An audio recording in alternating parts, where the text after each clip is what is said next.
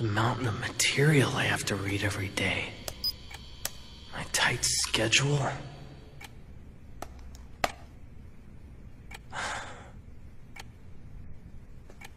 Nothing interesting ever happens. It's the same every day. I'm really glad you came, Kay. The Shanghai branch is now secure. I can go back after the meeting. You're not gonna make me hang around. Pwede na ako umuwi.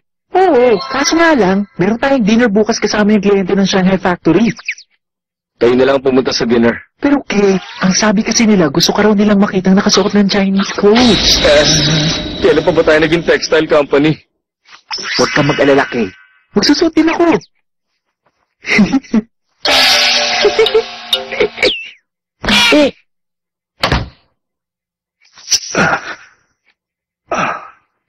Ang sakit na talaga ng ulo ko.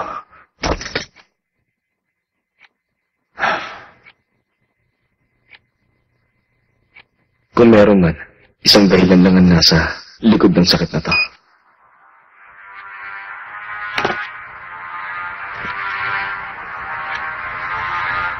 Saan tayo pupunta ngayon? Kahit saan. Pupunta ako basta kasama na. Sasama pa rin ako kahit sa impyerno tayo pumunta. Okay.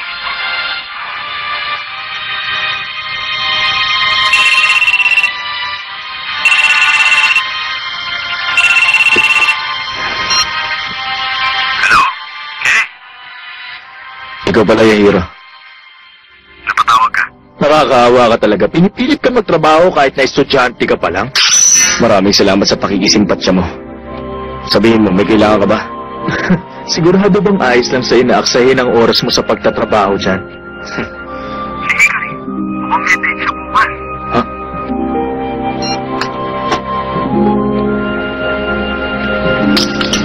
Mambihira. Puro sakit ng ulo.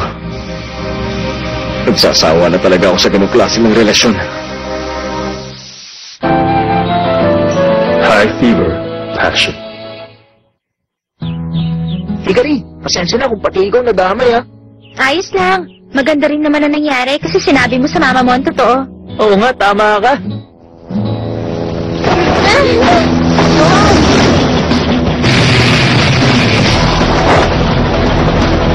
Oh, ikaw pala nakikita. Bakit nandito ka? Natapos na ba yung trabaho mo sa Shanghai? May natanggap akong tawag galing kay Yahiro. Nabalitaan ko na nakipag-date ka raw ngayon kay Tadashi. Ha? Paano kaya yun nalaman ni Yahiro? Ano ba tenga meron siya? Hindi ko na talaga alam kung anong gagawin ko sa'yo. May kasunduan tayo, hindi ba? Kapag natalo kita sa test, magiging akin ka sa loob ng isang araw. Nakakainis ka talaga!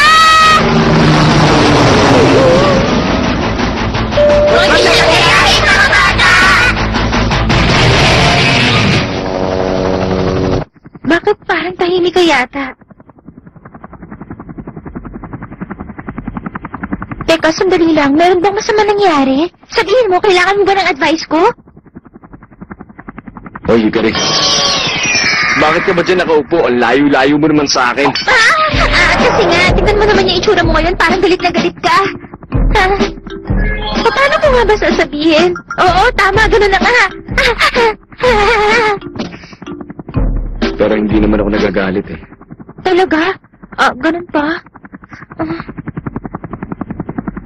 Tama. Tama nga ako. Wala siyang ginawang masama. Niloloko ko lang ang sarili ko. Oo nga pala. Saan ba tayo pupunta ngayon? May bigla akong naalala. Ganito rin yun.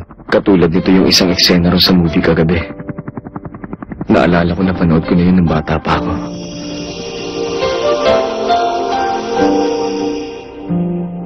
Dalawa lang sila sa loob ng kotse. Nagtanong yung babae.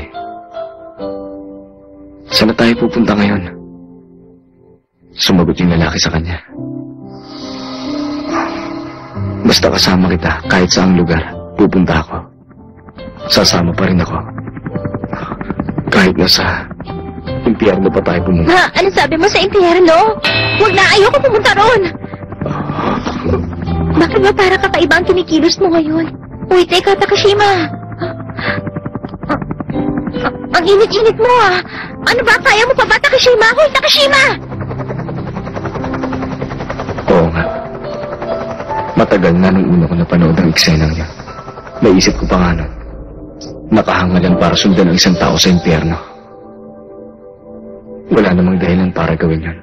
Naisip ko rin na imposibleng may isang magkakagusto na sumama ron.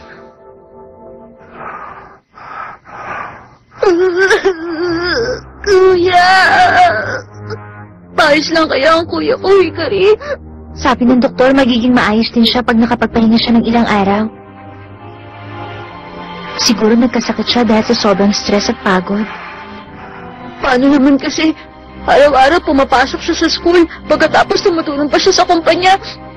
Ang dami niyang ginagawa. Paminsan-minsan ko lang talaga nakikita nagsasaya at nagpapahinga ang kapatid ko.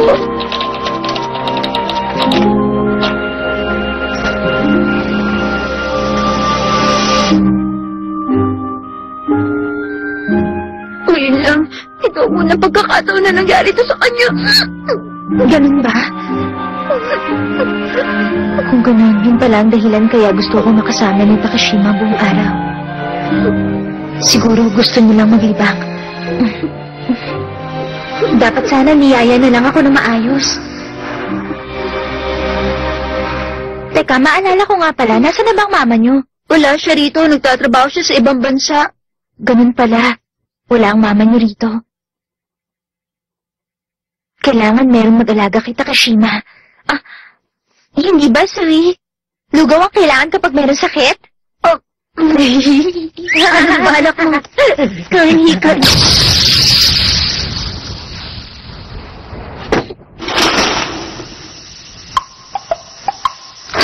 Sige, mga dutaan. Pinasabog nila. Hindi ba gumagawa lang naman siya ng lugaw?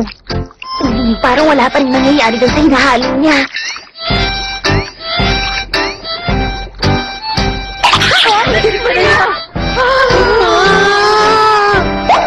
Okay, mukhang luto na. Imposible! Takashima, heto na. O, nakahanda na itong lugaw. Oh, sige.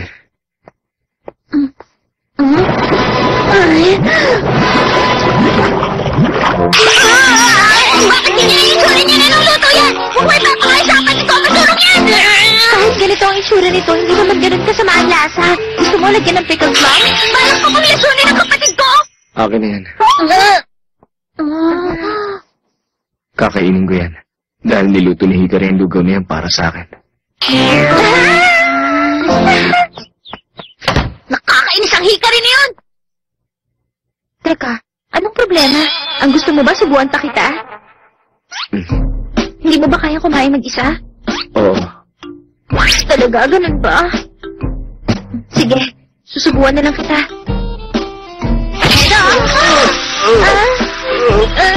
Pwede dahan-dahan lang. Naku, pasensya ka na. Palalamigin ko muna to. Ay! Naku!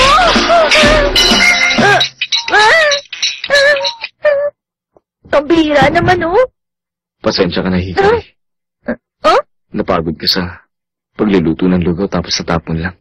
Ayos lang naman yon. Igagawa na lang ulit kita.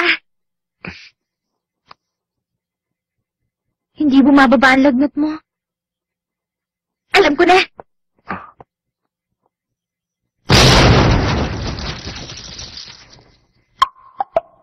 Ano ba yung gagawin niya?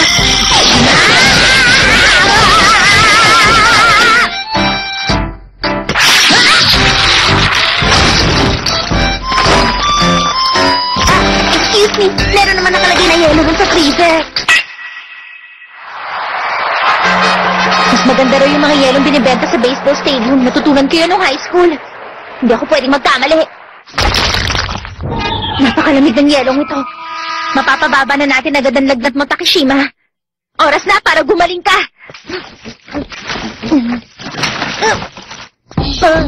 Ang bigat naman.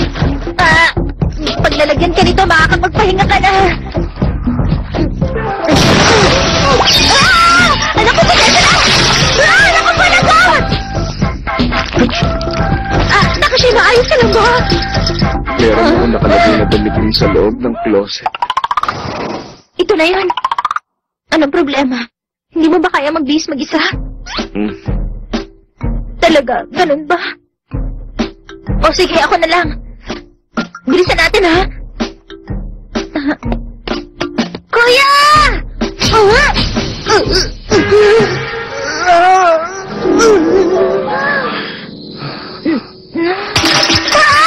Ano ginagawa mo kay Kuya Hikari? Uwi, nagkakamali ka! Hindi mo na yung isip mo! Kapatid ko! Kawawa naman na! Pati ginawa sa kanya! Nagkakamali ka!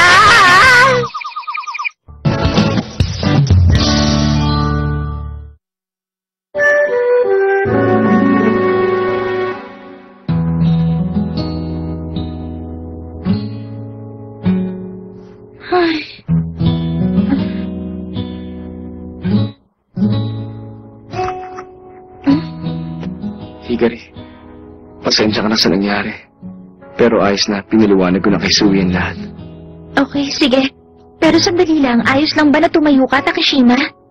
Gusto ko kasi makasagap ng hangin dito sa labas. Kumapit ka na lang sa akin. Mukha nangihina ka kasi. Halika na.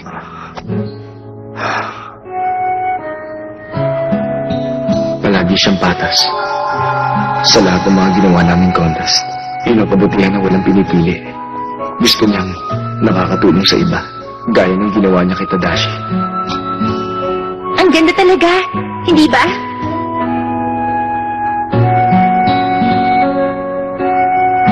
Napakabuti niya.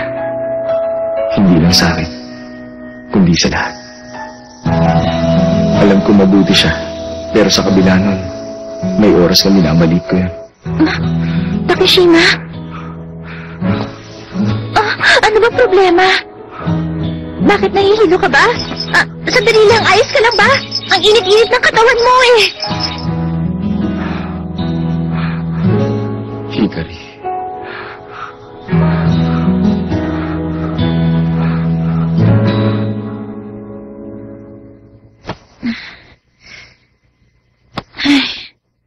Bakit ganun? Parang hindi pa rin bumababa ang lagnat mo.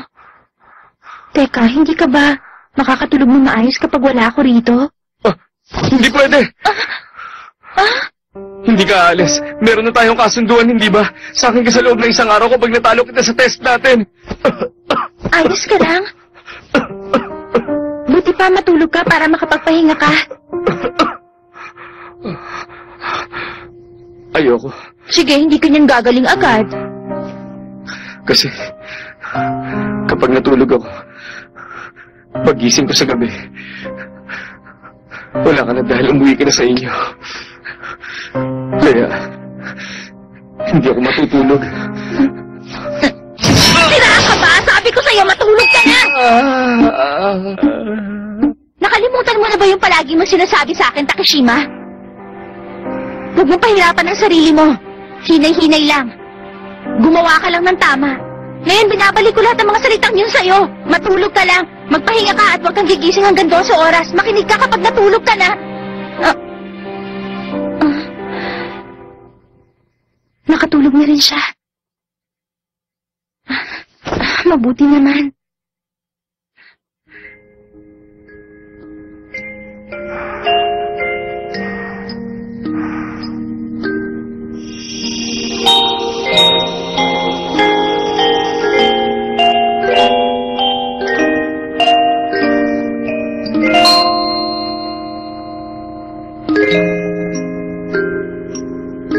Saan mo gusto pupunta? Ayos lang. Kahit saan. Kahit saan lugar na pwede magsaya ang lahat.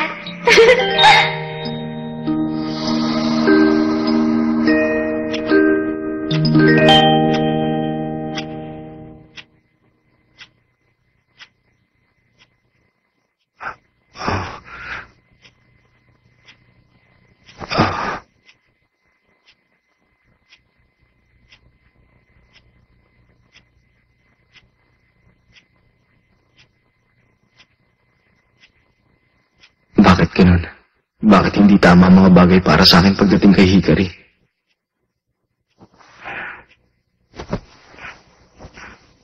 Bakit yung iba, nagagawa ko naman ng maayos?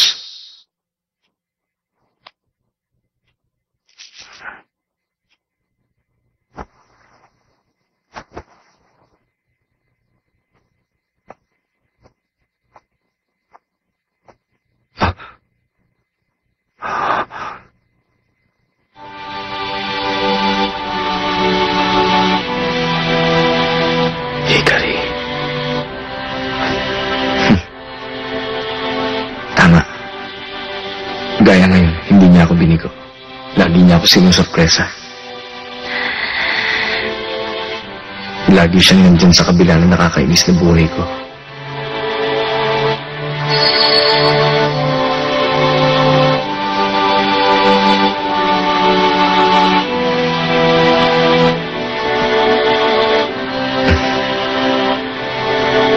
Sa tuwa man o sa lungkot, isa lang ang nakakapagpagalaw ng puso ko. Si Hikari lang.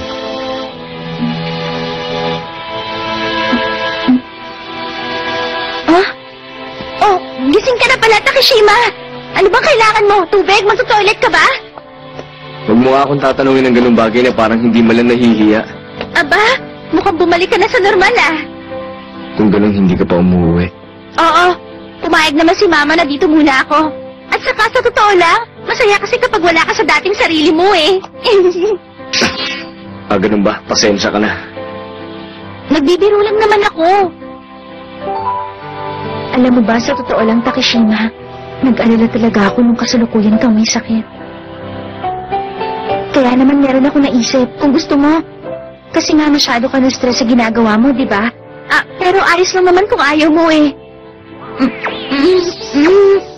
Bakit? Ano ba yun?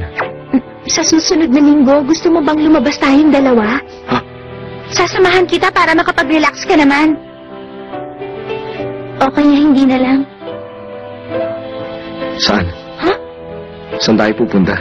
Saan? Saan ba?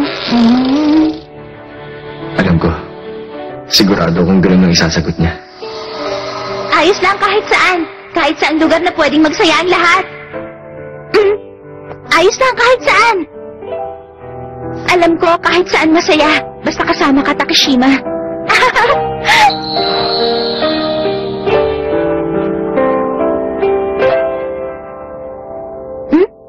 Ano bang problema? Wala.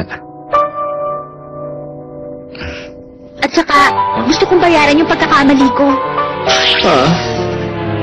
Bayaran yung pagkakamali mo. Limot mo na ba? Hinalikan kita na nandun tayo sa Hawaii. Siguro mas nakakahiya yung halikan ka ng isang babaeng hindi mo naman gusto. Hindi ba? Yun ba yung sinasabi mo na pagkakamali mo? Ako ang laging dahilan kaya napapahamak ka. Siya lang ang nag-iisang tao na kaya pakabugin ng dibdib ko kahit anong oras. Kaya naman, natutuwa ako. Ano ba yun? Bakit nakangiti ka dyan? Wala yun. O ano, Takeshima? Wala kang maisip kung saan lugar mo gustong pumunta? Ayos lang naman kahit na saan. Pupunta ako kahit saan. Basta kasama kita. Huh? Hikari.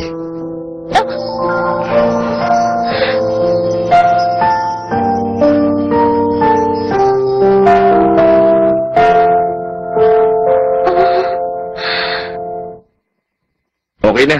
Bayad na yung ginawa mong paghalik sa akin. Huwag mo na uulitin yun, ha! Huwag ka na ulit makalapit-lapit sa akin, Takeshima! Subukan mo lang! Lagot ka sa akin pag pumunta ka rito! Hindi mo ako mahalagaan. Ganyan. Ano? Tumigil ka nga! Magaling ka na! Hindi pa. Tignan mo, naglalambot pa nga ako. Alam ko ang tawag sa sakit mo! Oo, tama! Nasisiraan ka na! At walang gamot para dyan! Ano yan? E di aalagaan mo na ako habang buhay. Ayoko ka! Hoy! Lumayo ka! Bihira ka na po, Mr. Hayaan mo na ako, please. Sige na naman. Lumayo!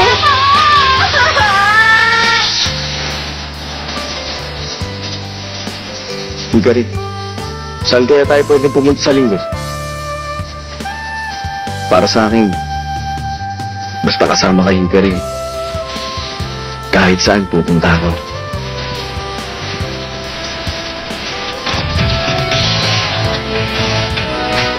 Sana maganda ang panahon nun.